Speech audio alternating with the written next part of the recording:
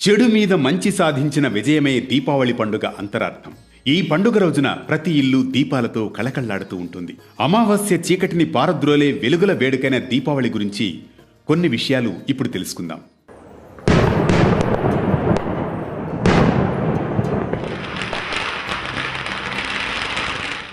ఆశ్వయుజ బహుళ త్రయోదశి నుంచి కార్తీక శుద్ధ విదియ వరకు 5 రోజుల పాటు దీపావళి పండుగను జరుపుకుంటారు. ఆశ్వయుజ మాసం అంటేనే విజయమాసం. అధర్మం మీద ధర్మం విజయకేతనం ఎగురవేసే మాసం ఇది. ఈ నెల శరన్నవరాత్రులతో ప్రారంభమవుతుంది. ఈ మాసంలోని తొలి 10 రోజులు జగజ్జనని నర్తించి మహిషాసుర సంహారం చేస్తే, మాసాంతంలో చతుర్దశి నాడు సత్యభామ సమేత శ్రీకృష్ణుడు నరకాసుర సంహారం చేసి విజయ దుందుభి మోగిస్తాడు. 2 రాక్షసుల సంహారంతో సర్వలోకాలు ఆనంద దీపాలు వెలిగించిన రోజీది. అంతేకాదు, రావణ సంహారానంతరం శ్రీరాముడు సతీ సమేతుడై దీపావళి నాడే అయోధ్యకు తిరిగి వచ్చాడు. ఈ సందర్భంగా అయోధ్య నగర ప్రజలందరూ దీపాల వరుసలతో సీతారాములకు స్వాగతం పలికారు. పంచపాండవులు అజ్ఞాతవాసం ముగించి హస్తినకు తిరిగి వచ్చింది కూడా ఈ దీపావళి రోజునే.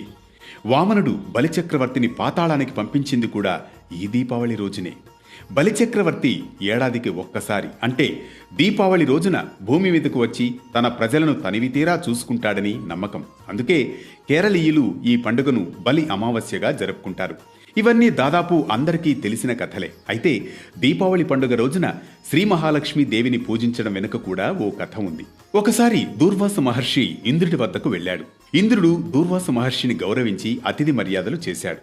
ఆ ఆతిథ్యానికి మెచ్చిన దూర్వాస మహర్షి తన తపశ్శక్తితో ఒక హారాన్ని సృష్టించి దాన్ని ఇంద్రుడికి బహుమతిగా ఇస్తాడు. ముల్లోకాలకు అధిపతినైన నాకు ఇలాంటి హారాలు ఒక లెక్కనా అనే అహంకారంతో ఇంద్రుడు ఆ హారాన్ని తన దగ్గర ఉన్న ఐరావతం మెడలో వేసేస్తాడు. ఆ ఐరావతం తన తొండంతో హారాన్ని లాగి కాలి కింద వేసుకుని తొక్కేస్తుంది. అది చూసిన దూర్వాస మహర్షి ఆగ్రహంతో, నీకు ఈ 3 లోకాల ఆధిపత్యం ఉందనే కదా అహంకారం, అది పోతుంది పో అని శపిస్తాడు. దాంతో ఆధిపత్యం కోల్పోయిన ఇంద్రుడు శ్రీ మహావిష్ణువు వద్దకు వెళ్లి తన సమస్యను చెప్పుకొని పరిష్కారం అడుగుతాడు.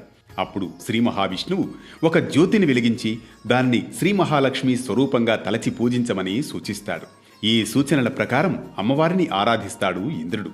దాంతో శ్రీ మహాలక్ష్మీదేవి సంతోషించి ఇంద్రుడికి 3 లోకాల ఆధిపత్యాన్ని తిరిగి వచ్చేలా చేస్తుంది. అప్పుడు ఇంద్రుడు శ్రీ మహాలక్ష్మిని, తల్లి, నువ్వు కేవలం శ్రీహరి వద్దనే ఉండడం న్యాయమా? నీ భక్తులను కరుణించవా అని ప్రశ్నించాడు. నన్ను త్రికరణ శుద్ధిగా ఆరాధించే భక్తులకు వారి వారి అభీష్టాలకు అనుగుణంగా విజయాన్ని కోరేవారికి విజయలక్ష్మిగా, విద్యార్థులకు విద్యాలక్ష్మిగా, ఐశ్వర్యాన్ని కోరి ఆరాధించే వారికి ధనలక్ష్మిగా, కోరికలు నెరవేర్చే వరలక్ష్మీదేవిగా అభయమిస్తాను అని అమ్మవారు ఇంద్రుడికి సమాధానమిస్తుంది. అందుకే దీపావళి పండుగ రోజున దీపం జ్యోతిః పరబ్రహ్మ, దీపం సర్వతమోపహం, దీపేన సాధ్యతే సర్వం, సంధ్యాదీపం నమోస్తుతే అంటూ సాయంత్రం సమయంలో దీపాలు వెలిగించి శ్రీ మహాలక్ష్మీదేవిని ఆరాధిస్తారు.